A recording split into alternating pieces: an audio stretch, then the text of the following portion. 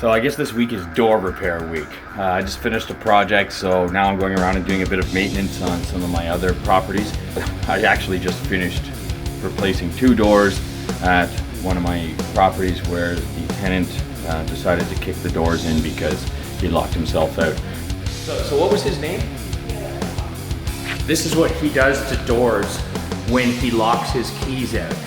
Rather than calling the landlord who has spare keys, and asking the landlord to come and unlock the door for him, he'd rather text the landlord afterwards and tell you that he kicked your door in. But don't worry, he's gonna fix it.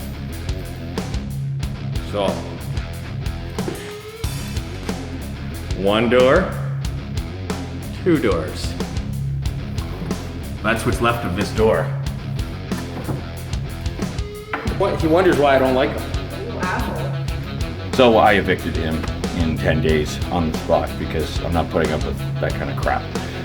So that's been repaired, so I didn't make a video of that. We just basically replaced the doors with new doors. Not very interesting. This is a door that I already replaced with an entire new jamb.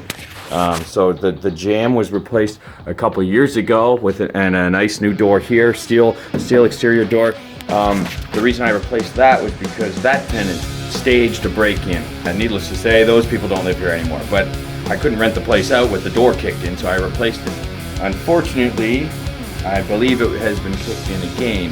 What you can see here is we've got a broken jamb, and it's cracked all the way down, so you really can't fasten a strike plate to the door jamb anymore. Now this is brand new, like literally 2 years ago, and it's been destroyed, the doorknob's destroyed. I don't want to have to replace this entire jamb again.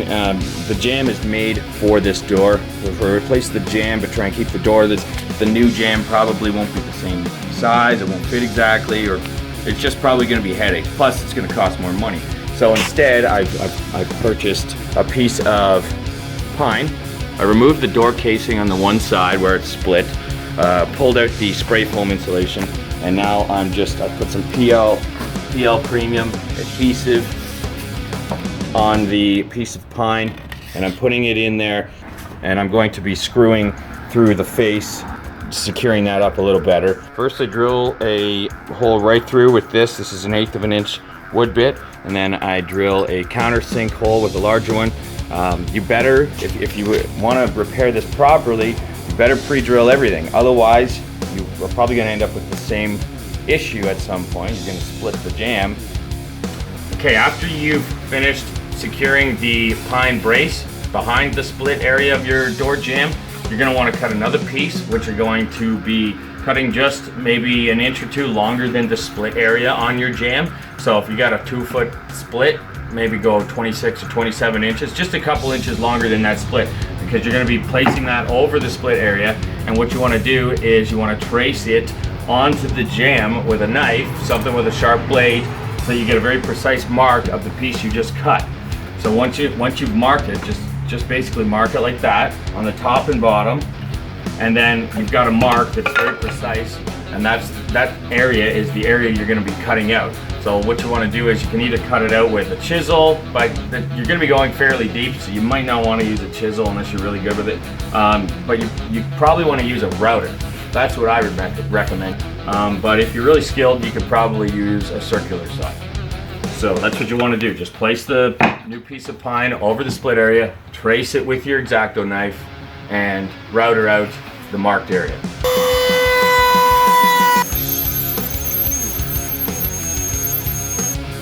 Okay, so it's routed out now. It needs a bit of fine tuning, which you can do with a chisel. So you're just going to fine tune and make sure your piece fits in there fairly well.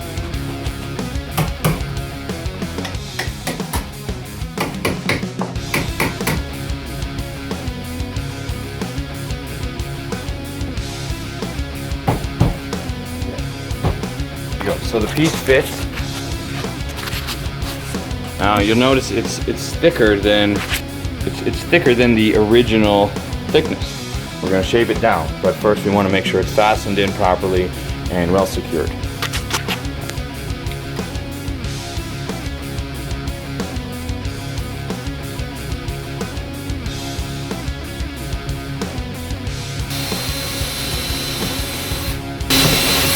So I'm screwing right through the new piece that we just routed in and the new piece that we put on the back side of the jamb. So there's only a small piece of the original jamb left up the center.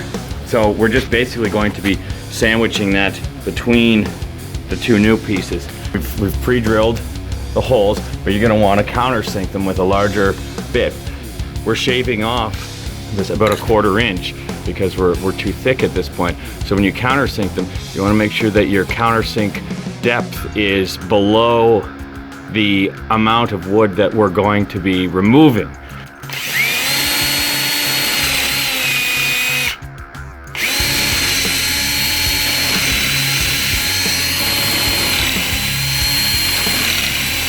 So now you screw it in, and that way we can shave off the excess wood with a planer or a belt sander, or you could even router it off or chisel it off if you have a million years. Okay, so one other thing you just want to think about when you're putting in these screws is make sure that you don't put them in the way of where your strike plate is going to be fastened for your deadbolt latch or your hand knob latch. Okay, so now you can see I've fastened in the new piece. I couldn't get my router in proper, so I ended up using my circular saw to cut it off. It's gone a little deep, but that's okay because we're filling this with some Durabond anyways, so it should look fine. We've got nail holes that we need to fill, but now we have an actual solid jamb. Again, it's been repaired.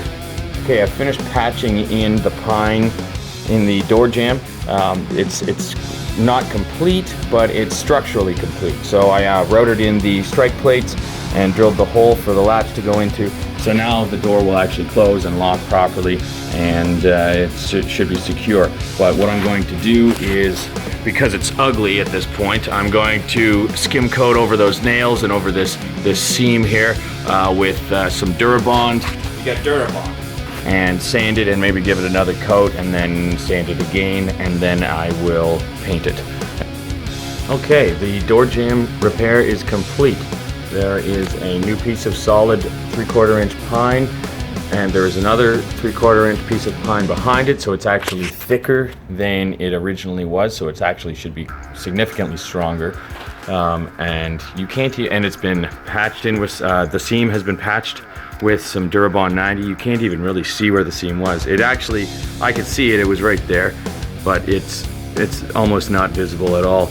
So I sanded the Durabond as best as I could, and then I just put a coat of white paint on it. So that's pretty good, I'd say.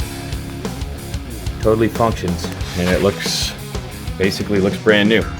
So that's how you repair a split door jamb without replacing the entire jamb, and it'll save you a few bucks.